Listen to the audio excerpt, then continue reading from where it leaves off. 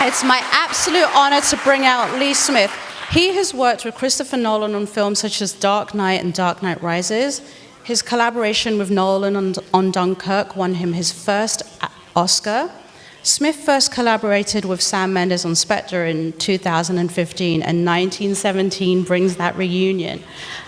Come on out, Lee Smith.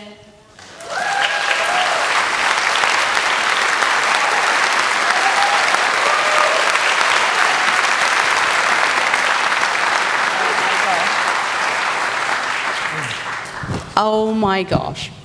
Oh my gosh. Lee, the first time you did the one continuous shot was with Sam Mendes on Spectre.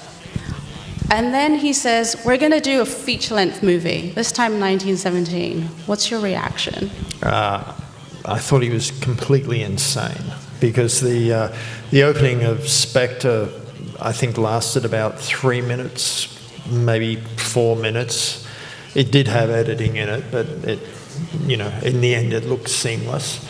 And when Sam sent me the script for 1917, he had a covering letter saying that it's supposed to be perceived in one shot. And I read that and went, why me? I thought. So with a movie like this, you don't have the luxury of you're actually down in the trenches as such with Sam himself. Talk about that process and what that was like, pretty much live editing as the film is being shot. Well, the film was shot all over the UK, and the interesting difference between editing a film like this and a conventional film where you have coverage is my job as the film's being shot is to assemble and edit the film, make sure that it's working, there's nothing missing, the performances are connecting, everything's working. But I have the luxury in post-production of change my mind 1,000,000 times. So, we don't have to commit in the shooting stage, whereas this film, every day was another shot, and every day maybe there's 39 takes of some of these very complicated setups, and you had to pick the correct take on the day every day. If you pick the incorrect take and discover that later in post-production, it would have like a domino effect, because every subsequent take was to be connected to the take you picked. So that was a pressure that you're not normally under, and it made for a fascinating working system between Sam and myself, because I was in Soho in London and he'd be somewhere out in the mud and the gore, and we'd be talking on the phone, and we'd sometimes not agree on what takes, and then he'd talk it through with me, and as we're talking, Roger Deakins is setting the shot up, and they're like, come on, you got to pick the take. And like I said, sometimes there was 39 takes, and it was just an incredible collaboration with Sam, and I don't think I've ever talked that much to a director during the shoot. So again, that was a different process.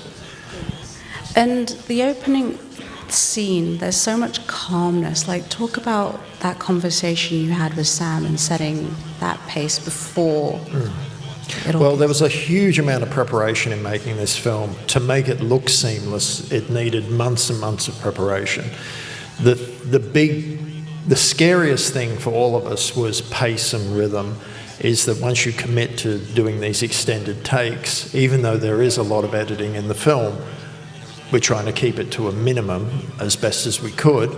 So the rhythms and the sense of the film had to be, exactly right. And again, as you were saying, we decided that the best way to keep everything fresh is for that very calm beginning to the film, where it's almost a bucolic sort of, vista, and then the boys stand up and start to walk towards the camera, and you're thinking, well, this is great. One of the boys, the younger one, has seen no action.